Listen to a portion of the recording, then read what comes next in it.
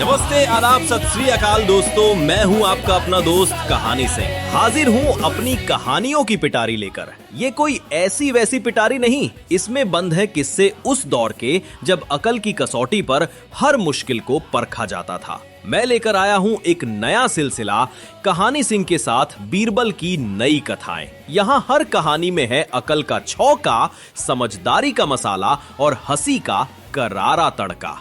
हमने और आपने शहंशाह हिंद जलालुद्दीन मोहम्मद अकबर और उनके नवरत्नों में से एक वजीर आजम बीरबल के किस्से खूब सुने हैं, पढ़े हैं, लेकिन ये कहानियां कुछ नई हैं, कुछ अलग हैं, थोड़ी मसालेदार हैं।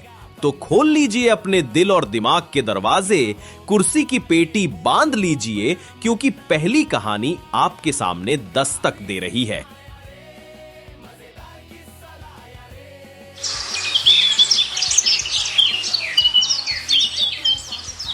आगरा की एक सुहानी शाम थी। यमुना नदी से आती ठंडी हवा दरबारे आम के झरोखों से टकरा रही थी। फानूसों की रोशनी संगमरमर के फर्श पर चमक रही थी। शहंशाह अकबर अपने तख्ते ताउस पर विराजमान थे, लेकिन उनका चेहरा कुछ और ही कहानी बयां कर रहा था। उनकी आंखें किसी गहरी सोच में डूबी हुई थीं और माथे पर बल पड़े थे।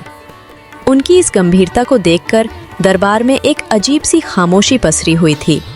हर दरबारी सर झुकाए सांस रोके बैठा था, ये सोचकर कि शहंशाह किस उलझन में हैं और इसका असर किस पर होने वाला है।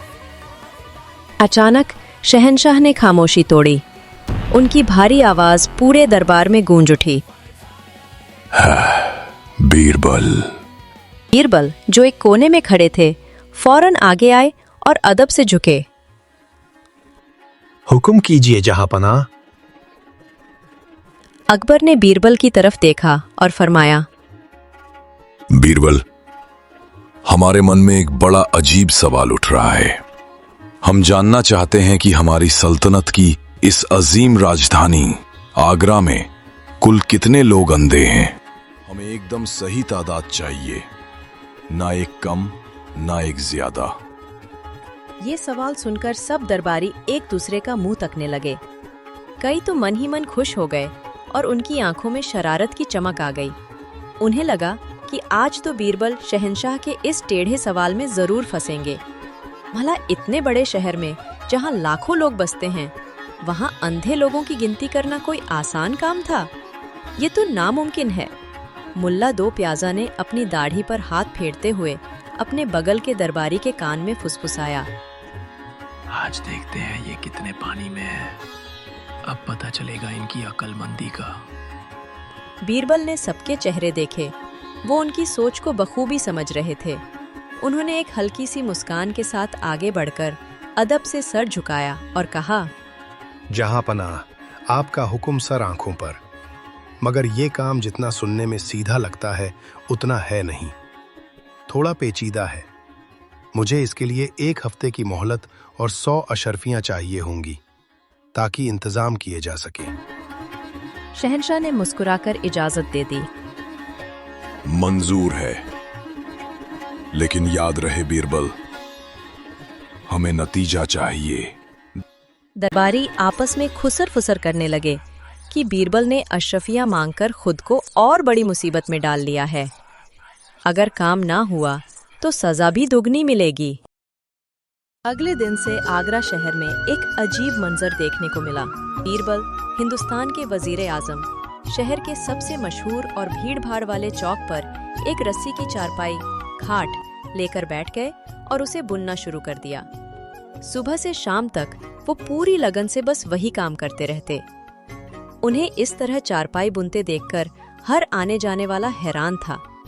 पहले दिन तो लोगों ने सोचा कि शायद कोई खास वजह होगी, पर जब दूसरे और तीसरे दिन भी यही चलता रहा तो लोगों में चर्चाएं शुरू हो गईं। तरह के लोग उनके पास आते। कोई सौदागर अपने रथ से उतरकर पूछता तो कोई किसान अपनी काम से लौटते वक्त रुक जाता। बच्चों का झुंड उन्हें घेर लेता और सबका सवाल एक ही होता, बीरबल जी, आप यहाँ बैठकर क्या कर रहे हैं? बीरबल हर सवाल करने वाले को गौर से देखते, एक रहस्यमयी मुस्कान देते और फिर अपने पास रखी एक मोटी सी किताब में कुछ लिख लेते, पर जवाब किसी को न देते। दरबारियों के जासूस हर पल की खबर उन तक पहुंचा रहे थे। आलंग पनाह, गजब हो गया। आपने बीरबल को इतना जरूरी काम सौंपा और वो वहां चौक पर बैठकर आपकी शान में बट्टा लगा रहे हैं। वो तो बस चारपाई बुन रहे हैं और लोगों से हंसी ठिठोली कर रहे हैं। हफ्ते के आखिरी दिन बीरबल दरबार में हाजिर हुए। उनके हाथ में वही मोटी सी किताब थी। उनका चेहरा शांत था। कहो बीरबल, क्या तुमने अपना काम पूरा कर लिया? पूरे हफ्ते का वक्त लिया है तुमने। बताओ, आगरा में कितने अंधे हैं? दरबार में एकदम खामोशी छा गई। सबकी निगाहें बीरबल पर टिकी थीं। बीरबल ने किताब आगे करते हुए कहा, जहां पना, शहर में अंधों की गिनती करना तो बेहद मुश्किल काम साबित हुआ। इसलिए मैंने उसका उल्टा काम किया है। मैंने उन लोगों की एक सूची बनाई है जो देख सकते हैं। बीरबल ने मुस्कुराकर वजाहत दी। हुजूर, मैं पूरे हफ्ते शहर के चौक पर बैठकर चारपाई बुनता रहा। ये एक ऐसा काम था जिसे कोई भी दूर से देखकर समझ सकता है। हजारों लोग मेरे पास से गुजरे। जिन लोगों ने भी मुझे देखने के बावजूद मुझसे आकर ये आसान सा सवाल किया कि बीरबल, तुम क्या कर रहे हो, उन सब का नाम मैंने इस किताब में लिख लिया। जहां पनाह, ये वो लोग हैं जिनके पास अल्लाह की दी हुई आंखें तो हैं, लेकिन वो देख नहीं सकते। उन्हें सामने दिख रहा था कि मैं चारपाई बुन रहा हूं, फिर भी उन्होंने वही सवाल किया। इसका मतलब साफ है कि वो अपनी आंखों से ज्यादा अपनी जुबान का इस्तेमाल करते हैं।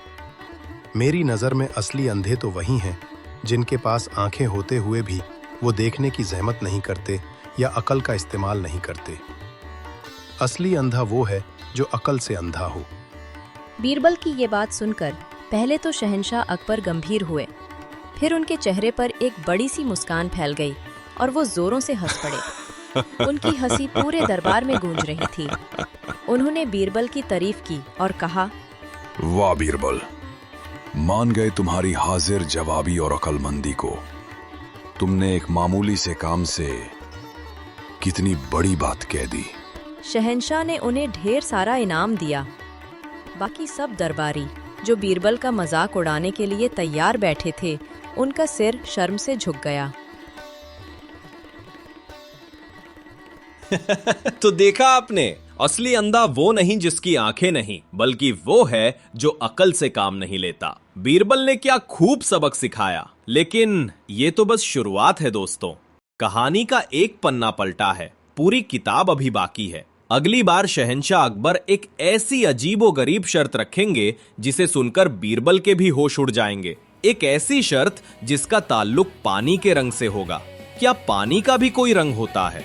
या शहंशाह बीरबल को फंसाने के लिए कोई नया जाल बुन रहे हैं? क्या बीरबल उस चुनौती को पूरा कर पाएंगे? ये राज खुलेगा अगली कहानी में। जानने के लिए इंतजार कीजिए सिर्फ मेरे यानी आपके कहानी सिंह के साथ। तब तक सोचते रहिए और मुस्कुराते रहिए। अलविदा।